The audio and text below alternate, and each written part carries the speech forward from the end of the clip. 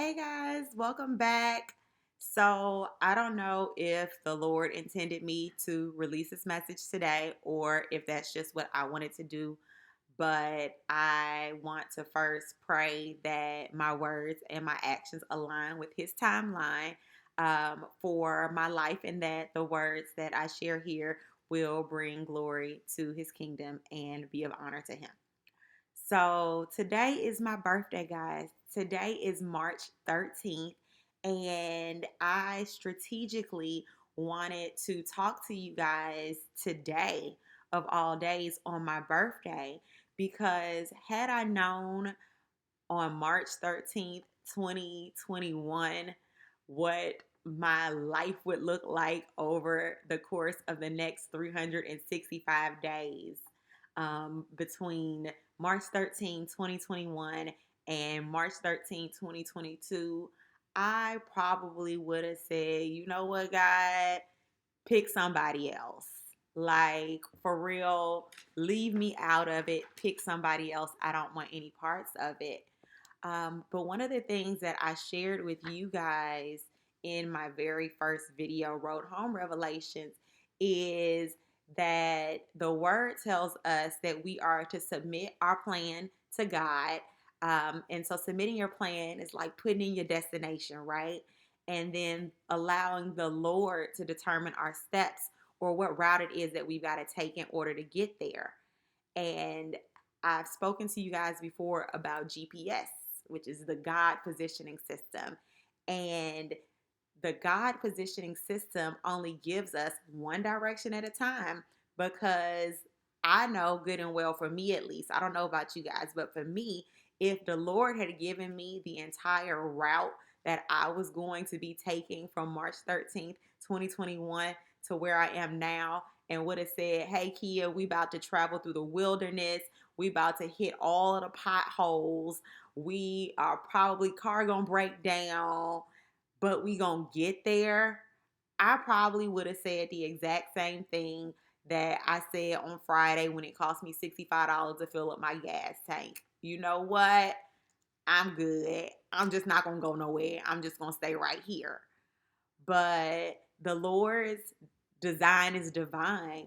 His the Lord's design is divine, and He only reveals the part of the map that we need for the moment.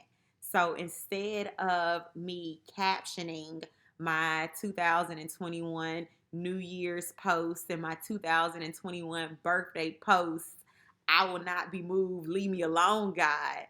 I captioned them, life does not have to be perfect to be amazing. That's what I wrote.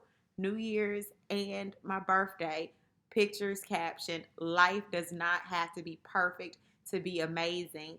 And what I didn't realize I was doing at the time was that I was submitting that statement into the destination of my God positioning system, because the last 365 days for me have been a journey through imperfect amazement.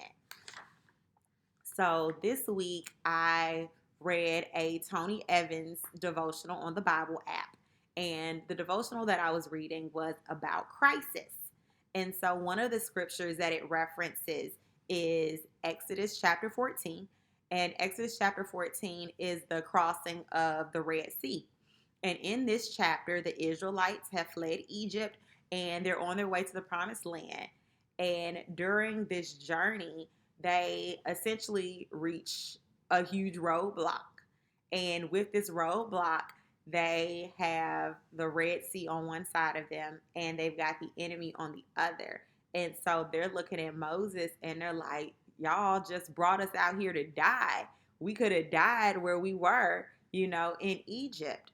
And so what happens in this chapter is that the Lord allows them to be pushed up against the Red Sea, which also allows them to be pushed up against the end of themselves. And when they have the enemy on one side and this massive body of water on the other side, the only thing that's standing between them and death is God. And so the Lord allows Moses to part the Red Sea. And in doing this, he gives them this up close and personal look at the power of God and what he can do when there are absolutely no other options on the table.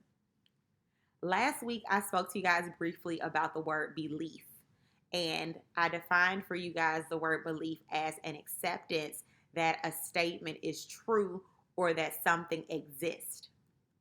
Well, what I found over the course of the last 365 days is that while our faith may be grounded in belief, the real connection or the deep rooted intimacy with Christ is not just in that belief, but it's in knowing. And so, you guys already know how I do. I had to go and look up the word know when that was given to me. And the verb know has two definitions. The first one says to be aware of through observation, inquiry, or information. The second says to have developed a relationship with someone through meeting and spending time with them. So basically, when you put both of those definitions together, if you know, you know. See, it's one thing to believe that God heals the sick, but when you've been healed, you don't just believe, you know that God is a healer. It's one thing to believe that God comforts the brokenhearted, but when God wraps his arms around you after a heartbreak and you can fully feel his presence, you don't just believe that he's a comforter. You know that that's what he does because you've experienced it. It's one thing to believe that God can supply all of your needs, but it's a completely different ball game when you're in lack, physically, emotionally, or financially, and the Lord jumps in right on time and he fills every single one of those needs. Then you don't just believe, but you know that he's a provider. This year, I learned that God allows crisis to draw us closer to Christ because it's in those crisis situations when there's nothing that I'm able to do to fix it, where we discover that we discover God Himself in a way that we've ever known Him before. Dr. Tony Evans explains it this way. He says, if you're not dying or in a dying situation, whether it be relational, financial, emotional, or other, you will never know what it's like to experience a resurrection. If you don't need one, you won't see one. This year, I am so very thankful for every crisis that has propelled me from being just a believer in Christ to being in a relationship with Him and truly knowing Him for myself. Because I've learned that a crisis is not just a crisis when it's in alignment with God. A crisis is an opportunity to experience the depth of His love in a way that we may have never experienced before. A crisis may also be lined up to propel us to our purpose and to position us exactly where God needs us to be. After all, if it hadn't been for a crisis, I wouldn't have started this video series, and I know that it's a blessing. Life doesn't have to be perfect to be amazing, and that's because we serve an amazing God. And if He's got us taking the scenic route in order to get to our destination, if He has you taking the scenic route in order to get to your destination, my advice to you is to take the time to bond with Him over the course of your road trip. Really get to know Him while you're on that journey. So I thank you guys. That's all I have for today. So thanks for tuning in. This is video number 10. 10, y'all. I've made 10 videos out of 52 already. I am so excited.